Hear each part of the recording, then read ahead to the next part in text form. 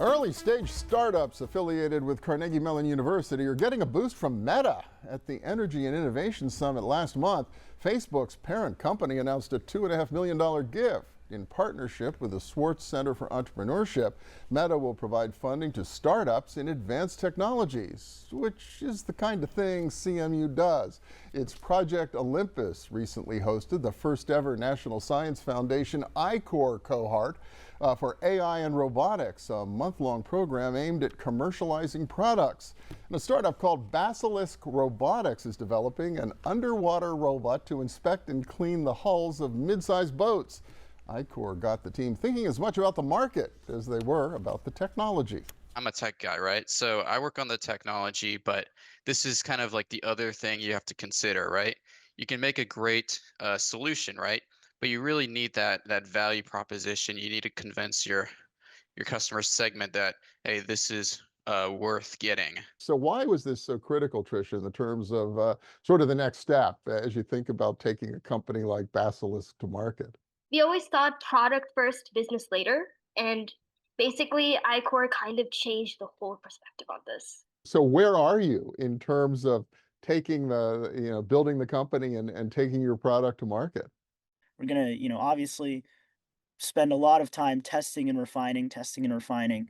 But once that's all done, and we've got a really great product, I think the guiding star for everyone here is that we really want to have a positive impact. CMU's work in the startup space stands to accelerate thanks to the Meta investment, which makes this an interesting time to become the interim director of the Swartz Center, a role Meredith Grelli has taken on in addition to her leadership of Project Olympus.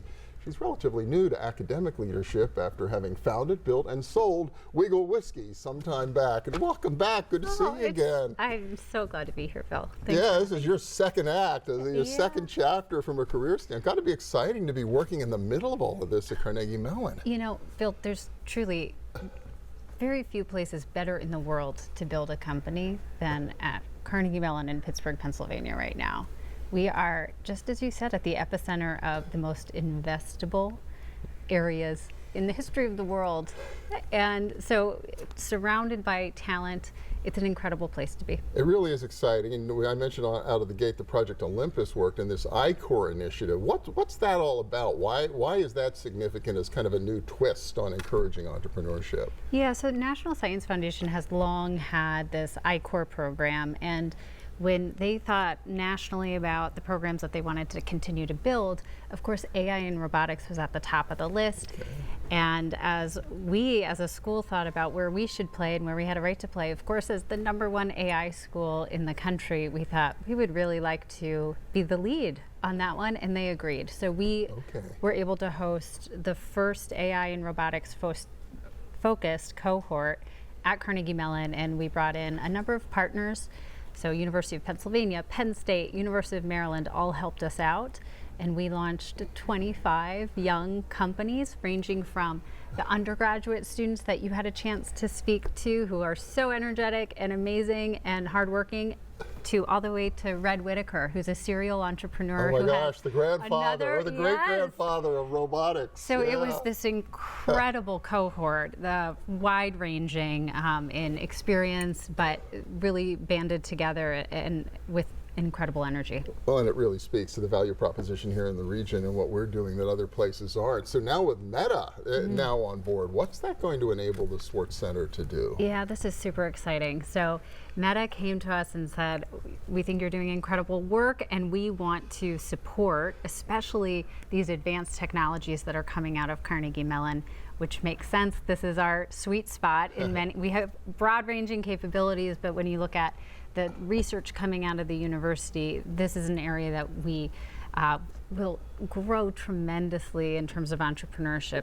So Meta provided significant funds for us to help early stage deep tech companies who are facing a gap to get to investability, because the technology is coming out of our research labs. They take a little more time generally than tech-enabled companies might. And so this gives them more runway to get to that product market fit. Well, and the Swartz Center itself has really had an impact in recent years. And I know Dave Maloney just announced he's stepping down. Yeah. You're sort of filling his shoes for the time being, I guess, while you figure out how to move forward. But it's really had an impact on the state of entrepreneurship and acceleration in our region, has it not? Yeah, we have just such a breadth of programs for a wide variety of startups beyond the deep tech kind of startups. And we've recently completed a fairly exhaustive survey of our most successful startups.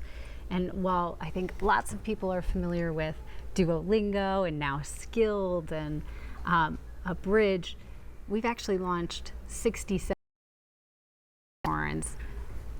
Founders who are somehow affiliated with the university, Okay. whether as students, faculty, staff, or alumni, and the economic impact, more than $500 billion of cumulative value for That top is so exit. cool. All coming out of the Swartz Center, Carnegie Mellon in our region. It is so really exciting. Congratulations. Next time, come and bring a couple of the unicorns with you. Okay? Yeah. All right, Meredith Grelli, thank you so much. Thank you so Really much for appreciate it. thanks for having me. Next up, another of our region's strengths, the life sciences that bring a German company to our region. Find out why BGS is betting big on America. Please stay with us.